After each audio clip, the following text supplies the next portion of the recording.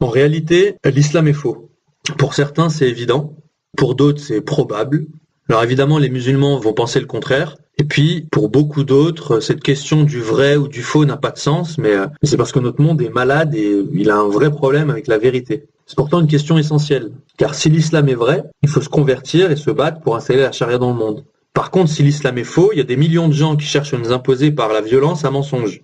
Donc c'est une question grave. Et d'abord pour les musulmans eux-mêmes. Car quand on dit que l'islam est faux, ce n'est pas pour être méchant par rapport aux musulmans, bien au contraire. Vraiment bien au contraire. Parce que ce qui est méchant, c'est de ne pas dire la vérité aux gens. C'est de considérer qu'ils n'ont pas besoin de la vérité. Comme s'ils n'en étaient pas dignes. La vérité, c'est que les musulmans sont souvent de très bonnes personnes, qui cherchent Dieu, qui l'aiment, qui ont des valeurs fortes, et qui ont souvent un comportement bien plus vertueux que beaucoup de chrétiens. Et ce qui serait méchant, c'est de ne pas dire ce qu'on sait, ce qui est démontré aujourd'hui. Parce que dans les dernières décennies, il y a eu des études scientifiques très nombreuses qui toutes, absolument toutes, ont conclu dans le même sens, à savoir que l'islam n'est pas une révélation, mais une falsification qui s'est construite dans le temps par le pouvoir totalitaire des califes, dans leur intérêt direct. Alors, il faut le dire, et permettre à tout le monde de raisonner rationnellement sur tout ça. Il faut faire des synthèses, parce qu'il y a tellement d'erreurs, tellement de choses à dire qu'on pourrait se noyer. En fait, en synthèse, l'islam repose sur 4 affirmations fondamentales. Il est la solution pour le monde, le Coran est un livre écrit par Dieu, Mahomet est un prophète et un modèle, et la Mecque est la ville sainte de la naissance de l'islam, où il faut aller en pèlerinage et vers laquelle tout le monde, tout musulman doit se tourner pour prier. Mais on peut montrer facilement que tout cela est faux, qu'il n'y a pas un seul de ces 4 points qui soit vrai. D'abord, l'islam n'est pas la solution pour le monde. L'islam est un modèle global avec une religion, une société, un État. Et partout où il a été mis en place, par exemple dans les 57 pays de l'organisation de la conférence islamique, on a les PIB les plus bas du monde, il n'y a aucune invention, aucun prix Nobel, la science est bloquée, l'art est bloqué, la philosophie est bloquée, les femmes sont maltraitées, les minorités sont persécutées, la liberté est absente, la démocratie est inexistante. Il y a une logique de soumission qui est très différente de la logique de liberté qui s'est développée dans les nations chrétiennes. Partout, il est interdit de se poser des questions sur l'islam, il est interdit de critiquer Mahomet, interdit de sortir de l'islam sous peine de mort. Il faut voir cette vidéo où un musulman d'Arabie Saoudite explique à quel point il a peur de quitter l'islam. On peut se poser la question de savoir où est le modèle. Est-ce en Arabie Saoudite? Est-ce le Yémen? Et jamais un musulman vous répondra. La vérité, c'est qu'ils prétendent être la meilleure communauté, mais les résultats sont historiquement catastrophiques. Et on espère vraiment que ce modèle ne sera jamais appliqué au monde entier comme ils le souhaitent. Concernant le Coran, il prétend un statut très élevé, bien plus élevé que la Bible, que l'Évangile, puisqu'il prétend être écrit mot à mot par Dieu. Mais c'est absolument faux. En fait, on peut se rendre compte très facilement. Le Coran est bourré d'erreurs matérielles, de confusion, de contradictions logiques. Le professeur Sami Awad Al-Jid Abu Salih a fait un blog et un livre de 500 pages où il recense 2500 erreurs linguistiques et grammaticales classées en 11 catégories différentes. Il y a dans le Coran des versets contradictoires, ce qui est impensable comme concept pour un livre écrit par Dieu. Par exemple, on vous dit en sourate 2, verset 256, pas de contrainte en religion. Et ailleurs, en sourate 4, verset 89, s'ils quittent l'islam, tuez-les. Il y a 20% des mots qui sont incompréhensibles pour un arabisant parce qu'ils ont été écrits dans une autre langue que l'arabe. Le Coran a été analysé comme un patchwork de textes très variés qui viennent de diverses traditions syriaques, araméennes, manichéennes, iraniennes, grecques, surtout juives, avec des traductions du Talmud, du Midrash, de Targum. À la différence de la Bible, de l'Évangile, c'est complètement anhistorique. Jamais on ne cite les généalogies des personnes, jamais le lieu, jamais le temps. Il y a très peu de prénoms personnels. Et puis, le texte est bourré d'appels au meurtre, d'appels à la violence. Le Coran, qui est un livre en vente libre en France, demande de tuer des catégories entières de personnes. Ceux qui ne croient pas à l'islam, ceux qui recouvrent la vérité et ceux qui associent d'autres divinités à Dieu. Le mot qatala veut dire combattre dans le sens de tuer. Et ce mot est répété 65 fois dans le Coran. 165 versets ordonnent aux hommes de recourir à la violence. 185 versets ordonnent de répandre l'islam par la force armée. Il y a 200 mentions du feu de l'enfer en des termes atroces pour faire peur, pour soumettre. Et il y a 949 menaces contre les insoumis. Le Coran justifie le viol. Le verset 29 de la sourate 70 indique que les hommes chastes n'ont de rapport qu'avec leurs épouses et leurs captifs de guerre. Et ça, tous les juristes le confirmeront. Le Canadien Brother Ismael, qui a été un converti de l'islam pendant 18 ans, explique dans une vidéo éloquente pourquoi ce verset et d'autres lui ont été humainement insupportables et que tout ça ne peut évidemment pas venir de Dieu. Le Coran affirme qu'il est très clair, mais en fait, il est très obscur et chacun doit l'interpréter comme il peut. C'est pour cela que l'on rajoute des tafsirs, entre parenthèses, derrière les mots, pour essayer d'expliquer le sens du texte. Le Coran prétend aussi être inimitable, mais en réalité, il est littérairement quelconque. Il est désordonné, il est confus, décousu, il passe sans cesse d'un sujet à un autre. Par exemple, l'histoire de Noé, elle est répartie en 29 fragments un peu partout. L'histoire d'Abraham, elle est répartie en 37 fragments dispersés sans aucune logique. En 2006, Jean-Jacques Walter a prouvé mathématiquement, à partir de la théorie des codes, que le Coran a été écrit par une cinquantaine d'auteurs différents sur au moins 200 ans. En fait, c'est une œuvre qui est très humaine, qui n'est pas du tout une révélation. Le troisième point, est-ce que Mahomet est un prophète ou un modèle ? Il n'est absolument pas prophète selon les critères de l'Ancien Testament et de la tradition juive. Il n'a pas de témoin, il a fait 0 miracle, 0 prophétie. Il n'est pas mort à Jérusalem, alors que Jésus dit qu'il ne convient pas qu'un prophète meure en dehors de Jérusalem. Il est même mort empoisonné, ce qui est une catastrophe pour un prophète. Jésus n'a annoncé la venue de personne d'autre. Par contre, il a sérieusement mis en garde contre les faux prophètes qui viendraient après lui, et il a dit qu'on les reconnaîtrait à leurs fruits. Or, les œuvres de Mahomet s'opposent à celles du Christ. Moïse est venu et il a donné les 10 commandements qui contiennent des prescriptions morales. Jésus les accomplit parfaitement. Non seulement il n'a pas tué, mais il a ressuscité, il a guéri, il a donné la vie. Il n'a pas menti, mais il était la vérité avec un V majuscule. Il n'a pas volé, mais il était le pauvre avec un P majuscule. Il n'a pas pris la femme de son frère, mais il était chaste. Et il n'a rien pris à personne. Il a toujours donné jusqu'à donner sa propre vie. Mahomet, par contre, a tué, et il a fait tuer. Il a menti, il a volé, il a eu des relations sexuelles avec beaucoup de femmes, des esclaves, des captifs de guerre. Il a fait beaucoup de pillages. Après, ceux qui ont voulu imiter Jésus sont devenus pauvres, chastes et obéissants. Et ceux qui ont imité Mahomet, les califes, ont accumulé la richesse, les harems et la domination. Donc là, on est sur une inversion totale des valeurs. C'est ce qu'on retrouve quand on compare la vie de Jésus et de Mahomet. Il y a un homme de guerre et un homme de paix. Il y a un homme violent et un homme doux. Un homme qui réduit en esclavage des tas de gens et un autre qui s'est fait l'esclave de tous. En plus, il correspond parfaitement à la définition de l'Antichrist que donne le Nouveau Testament. Il refuse le Père et le Fils, il refuse Jésus venu dans la chair, et l'islam se définit fondamentalement par un refus du mystère d'incarnation. L'islam est fondamentalement une agression contre le mystère du Christ. Il détourne l'idée biblique de Messie, puisque le Messie devait être le terme ultime. Dans la Bible et toute la tradition judéo-chrétienne, il n'y a rien derrière le Messie. Le Messie est le terminus ad quem, c'est-à-dire la fin, le sommet, le dernier cadeau de Dieu. Il ne peut rien y avoir derrière. L'islam nie aussi Jésus comme fils de Dieu, en disant que Dieu n'a pas de fils. Il nie la rédemption et le salut. Il nie la crucifixion et la résurrection. D'ailleurs, l'islam dit qu'Allah a trompé les chrétiens en mettant un sosie à la place de Jésus sur la croix. Mais si c'était vrai, comment pourrait-il ensuite leur reprocher de croire au Christ et les envoyer en enfer pour cela ? C'est complètement incohérent. L'islam nie la notion d'alliance qui est remplacée par la soumission. Il nie tout et dépouille complètement Jésus, qui serait réduit à n'être qu'un simple prophète. Mais Jésus n'est pas un simple prophète, et quiconque dit cela de lui fait de lui un menteur.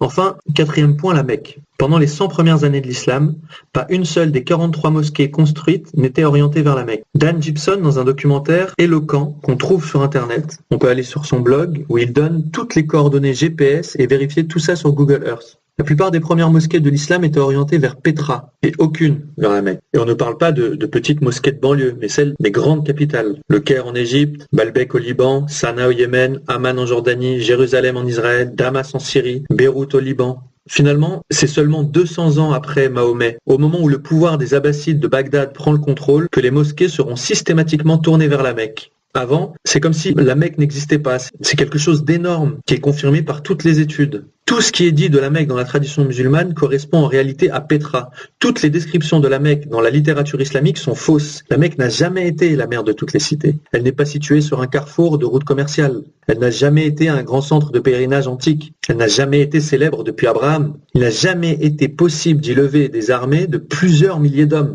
Il n'y a jamais eu là-bas de ruisseaux, d'arbres, de plantes, de fruits, d'herbes vertes, de terres agricoles. Tout ça est prouvé par l'analyse des sols.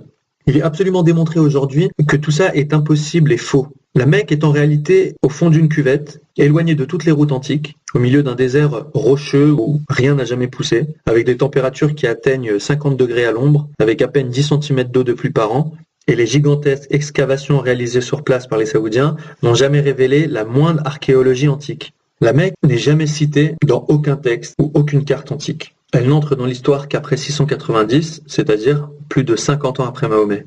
Ce que le Coran appelle ville sainte, le lieu de rassemblement interdit, le lieu des pleurs, ne correspond pas à la Mecque, contrairement à ce que l'histoire officielle a voulu nous faire croire. Par contre, Petra correspond à toutes ces descriptions, comme le montre Dan Gibson. En fait, le mythe de la Mecque a été inventé par les califes pour créer une ville sainte purement arabe. Il faut donc éclaircir cette question.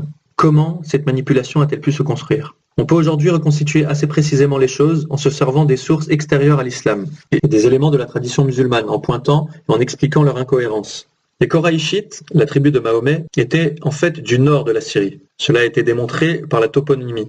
Selon toutes les traditions, Mahomet a été chef de guerre, en gros, entre 610 et 632. Il a fait 60 razzias, il a accumulé du butin, il a commencé avec 300 cavaliers, et il a fini avec 10 000 qui écumaient le Moyen-Orient. Une razzia, c'est simple. Vous descendez dans un village, vous tuez tous les hommes, vous prenez les femmes et les enfants en esclaves, et vous ramassez le butin. Il y a une sourate entière, la sourate 8, dont le titre est « Le butin ». Il est dit au premier verset que le butin devait revenir à Mahomet. Au verset 41, il est dit que 20% du butin doit toujours revenir à Mahomet. Vous pouvez vérifier, sourate 8, verset 41. Est-ce qu'on peut imaginer Jésus réunir ses apôtres et dire comment est-ce qu'on va partager le butin ? Ensuite, Mahomet est mort et toutes les tribus qui l'avaient aidé sont reparties chez elles. Mais Abou Bakr a voulu continuer. Il a dû faire la guerre pour obliger tout le monde à continuer car rien n'était prévu par Mahomet. Abou Bakr a voulu rassembler quelques textes sur Mahomet puis il a été assassiné. Après lui est venu Omar qui a pris Jérusalem, puis Othman qui a créé un premier Coran en détruisant tous les autres textes et en menaçant de mort ceux qui en garderaient. Et bien sûr en faisant détruire toutes les autres sources. Après, s'est implantée la dynastie des Omeyyades, basée à Damas. On a découvert que 40 ans après Mahomet, le premier calife omeyyade utilisait encore des monnaies avec des croix, ce qui est absolument impossible dans la vision officielle de l'islam. Ensuite, Abdelmalik, le troisième calife omeyyade, fait réécrire une nouvelle version du Coran en faisant détruire tous les Corans d'Othman. C'est à cette période, vers 692, qu'il y aura la deuxième fitna, le deuxième schisme, avec une bataille entre Ibn Zubayr, qui commande la ville sainte de Petra, et les califes de Damas. Dans cette bataille, la Kaaba est endommagée et Ibn Zubayr va fuir avec elle, sans doute à la Mecque. C'est sans doute de cette époque que viennent les manuscrits de Sanaa. Ces manuscrits très anciens et très intéressants ont échappé aux dernières destructions. Ils ont été découverts par hasard en 1972 à Sanaa, au Yémen. Les Allemands ont été appelés pour les étudier en 1976, ils ont été virés en 1979. Depuis, dans les 40 ans qui ont suivi, les autorités du Yémen ont bloqué toute étude. Aucune photo des découvertes n'a le droit d'être publiée. Ces manuscrits sont cachés au public depuis 45 ans. Mais quelques photos ont quand même circulé dans les années 70. Et leur analyse montre beaucoup de choses.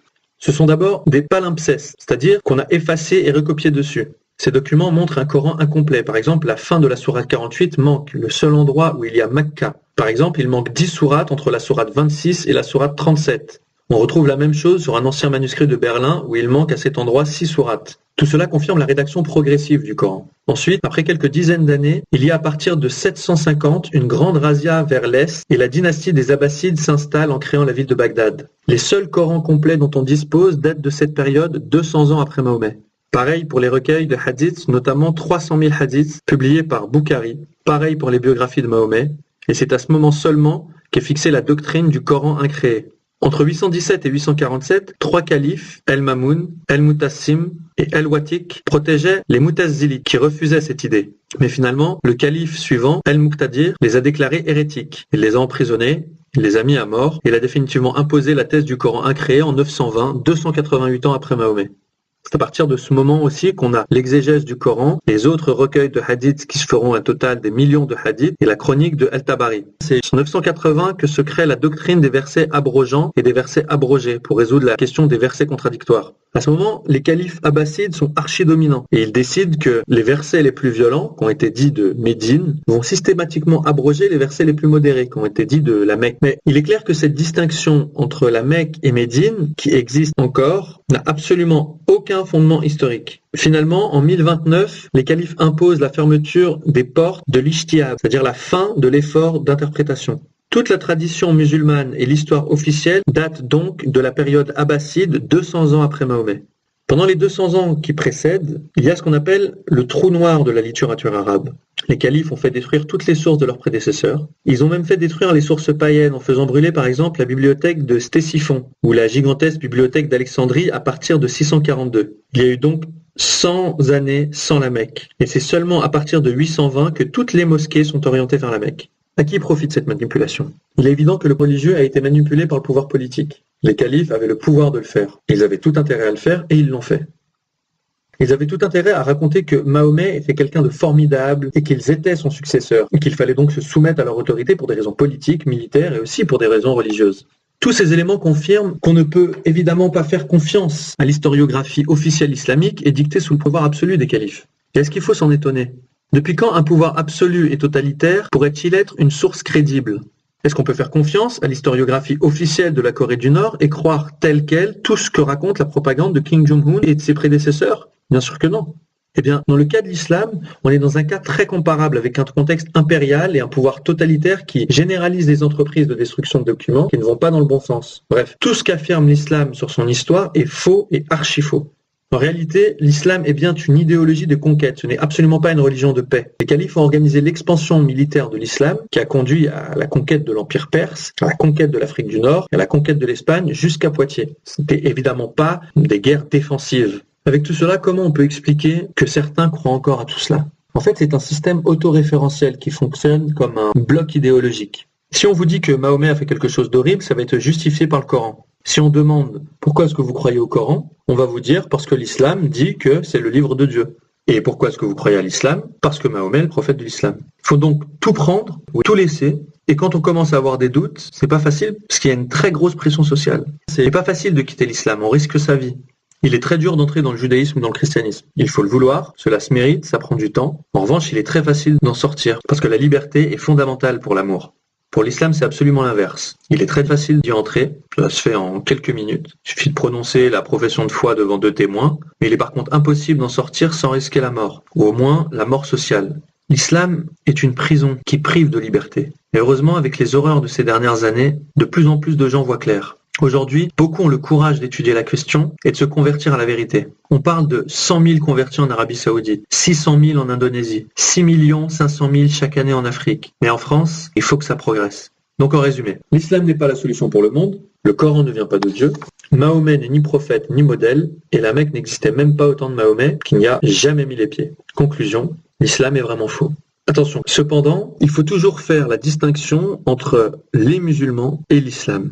Cette distinction entre les musulmans et l'islam, elle est vraiment capitale. Par exemple, le Concile Vatican II dit toujours du bien des musulmans, mais il ne parle jamais de l'islam. À Medjugorje, la Sainte Vierge dit « Aimez vos frères musulmans ».